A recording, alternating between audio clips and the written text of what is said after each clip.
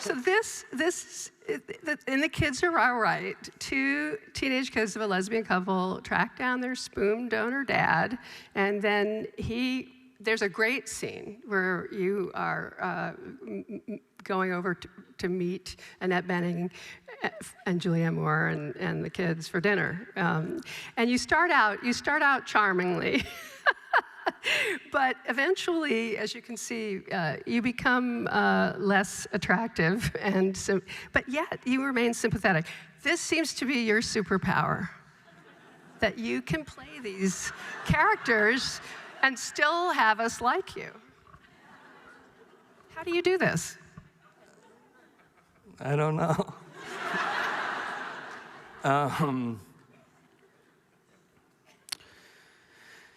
I guess I end up loving these people. I know that, it's like, you can't really play them if you love them. And we all know, these are the people, these kind of marginalized people that are like, you're just shaking your head at them. It's like watching a train wreck. You know it's coming.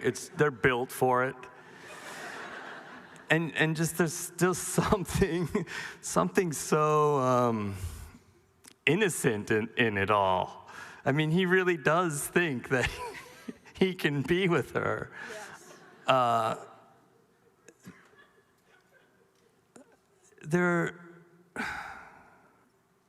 Maybe, I don't know what it is. Maybe you could tell me. He's the bumbling straight man. Yeah, he's the bumbling straight man. That's what it is. But they're vulnerable. They're children. They're man-child people. Like they're just doing the most idiotic, childish things, and somehow you're like, what an idiot. But he's kind of cute. Exactly. So when did you move your family to upstate New York, and do you still live there and do the sustainable thing? We were lucky enough, Sonny and I, to get that place just before the brain tumor. And, it's this beautiful, it was out 2.5 hours outside of New York in kind of a rural part of New York. And we've had it now for 22 years. And it was a place where we would always go to, when I was done with the job with the kids.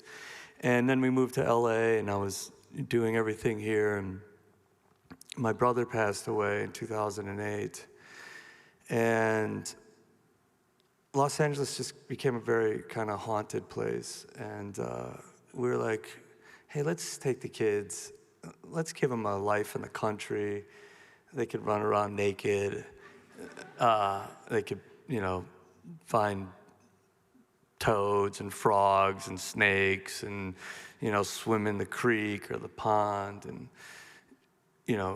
have a normal life outside of Hollywood. I think I kind of remember one of his friends telling another friend, my father's movie grossed $100 million this weekend, and he was 7. And I thought, I don't know if this is where we want to raise kids. So we went upstate, and that was around 2008.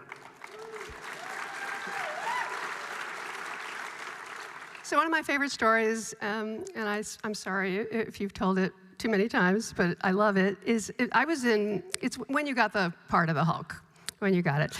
I was in Hall H at Comic-Con that year, where everyone was expecting to see Ed Norton on the stage with all the other superheroes.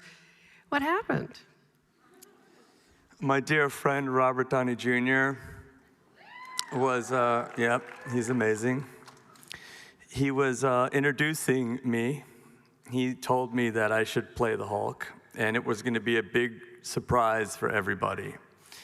And he said, and now, reprising the role of Bruce Banner, Mark Ruffalo. And they all went, ah, huh? And I think the word reprising, which meant Returning. playing again, which meant Ed Norton, kind of threw them all off.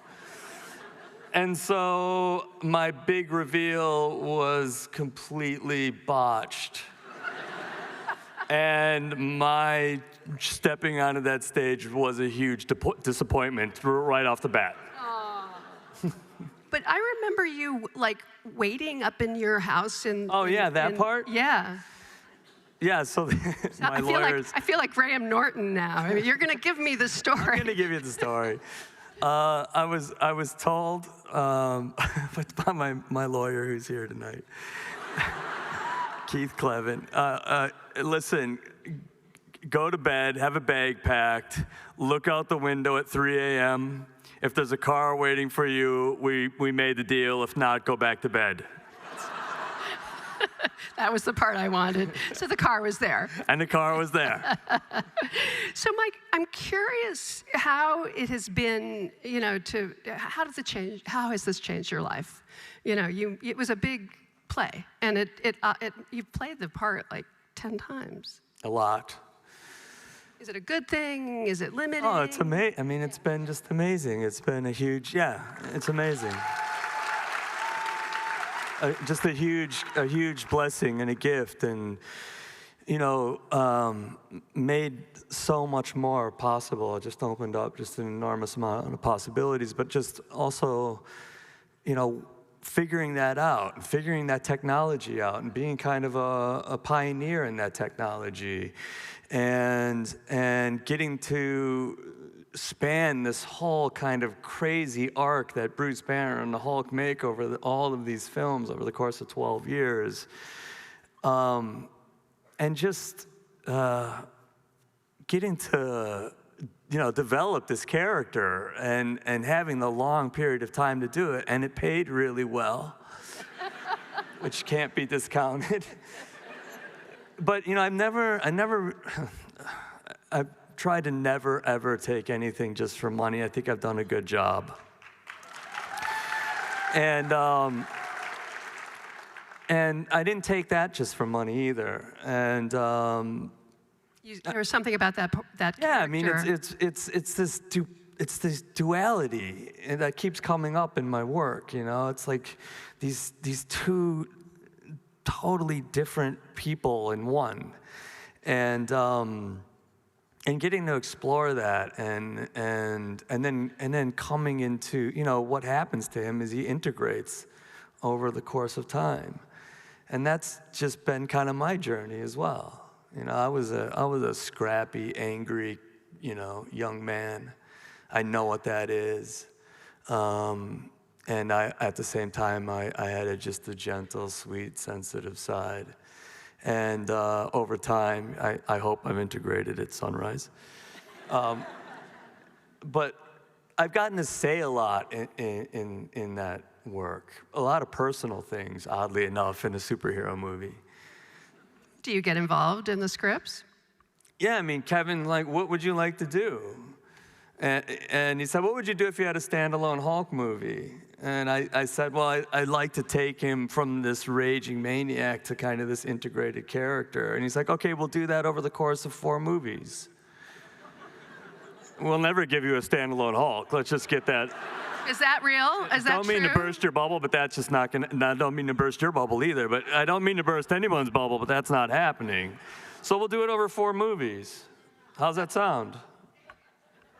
Is that still true?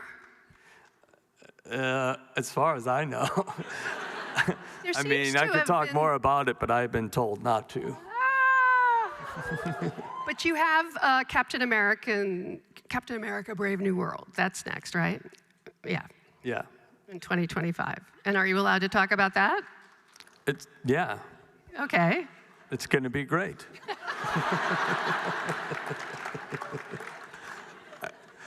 All right.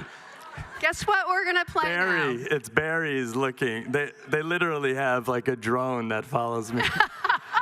Follows me around. My phone right now is recording all of this. We've got clips to show you from the Avengers. Okay. And Infinity Polar Bear.